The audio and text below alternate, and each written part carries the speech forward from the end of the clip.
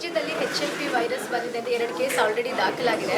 ಅದ್ರ ಬಗ್ಗೆ ಅಲ್ಲ, ಇದು HMPV ವೈರಸ್ ಏನಿದೆ, ಇದು ಒಂದು ರೆಸ್ಪಿರೇಟರಿ ವೈರಸ್ಸು ಅಥವಾ RNA ವೈರಸ್ಸು, ಎನ್ವೆಲಪ್ ವೈರಸ್ ಅಂತ ಹೇಳ್ತೇವೆ. ಸಾಮಾನ್ಯವಾಗಿ ಈ ಚಳಿಗಾಲದಲ್ಲಿ ಡಿಸೆಂಬರು, ಜನವರಿ, ಫೆಬ್ರವರಿನಲ್ಲಿ ಸರ್ವೇ ಸಾಮಾನ್ಯ. ಯಾವುದು ಈ ಅಪ್ಪರ್ ರೆಸ್ಪಿರೇಟರಿ ಟ್ರ್ಯಾಕ್ಟ್ ಇನ್ಫೆಕ್ಷನ್ನು ಅಂತ ಏನು ಹೇಳ್ತೀವಿ, ಇದು ಸಾಮಾನ್ಯ. ಸೊ ಹೀಗಾಗಿ ಆದರೂ ಮುನ್ನೆಚ್ಚರಿಕೆ ವಹಿಸಬೇಕು. ಯಾರಿಗೆ ಕೆಮ್ಮು, ಜ್ವರ ಅಥವಾ ರನ್ನಿಂಗ್ ನೋಸ್ ಇರುತ್ತೆ ಅಂಥ ಜನರಿಗೆ ಅಥವಾ ಅಂಥ ಮಕ್ಕಳುಗಳನ್ನ ನಾವು ಮಾಸ್ಕನ್ನು ಧರಿಸ್ಬೇಕಾಗುತ್ತೆ. ಕ್ರೌಡೆಡ್ ಪ್ಲೇಸಸಲ್ಲಿ ಹೋಗಬಾರ್ದು, ಯಾಕೆಂದರೆ ಒಬ್ಬರಿಂದ ಒಬ್ರಿಗೆ ಹರಡುತ್ತೆ. ಇದೊಂದೇ ಅಂತಲ್ಲ, ಯಾವುದೇ ಈಗ ನಾವು ನೋಡಿದ್ದೀವಿ, ಈ ಕೋವಿಡ್ ಬರೋದಕ್ಕೆ ಮೊದಲು ಕೂಡ ಮನೆಯಲ್ಲಿ ಯಾರಿಗಾದರೂ ಕೆಮ್ಮು, ಜ್ವರ, ನೆಗಡಿ ಬಂದರೆ ಮನೆಯವರೆಲ್ಲರಿಗೂ ಬರುತ್ತೆ.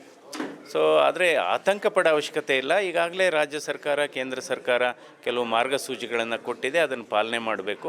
ಆತಂಕಕ್ಕೆ ಏನು ಎಡೆ ಇಲ್ಲ ಅಂತ ನನ್ನ ಭಾವನೆ. ಸರ್, ಇನ್ನೊಂದು ಪ್ರಶ್ನೆ.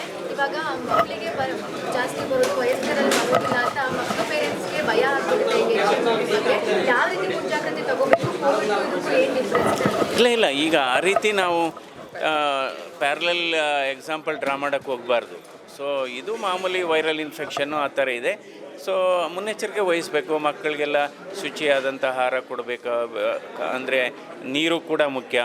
ನೀರನ್ನು ಬಾಯಿಲ್ ಮಾಡಿ ಆರಿಸಿ ಕೊಡಬೇಕಾಗುತ್ತೆ.